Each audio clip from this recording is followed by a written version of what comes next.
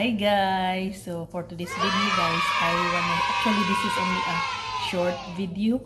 I just wanna show you guys some centerpieces idea. So yes, especially now it's spring and the flowers are coming out from the garden. So yes, I love to do it because it's fresh flower and it's so beautiful and you can change it every 3 days. So yes, so what I'm showing you right now is this yellow flower is just so beautiful and young.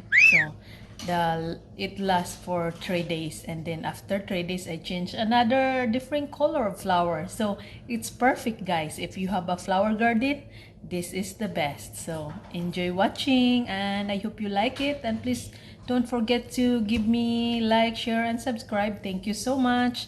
Until then.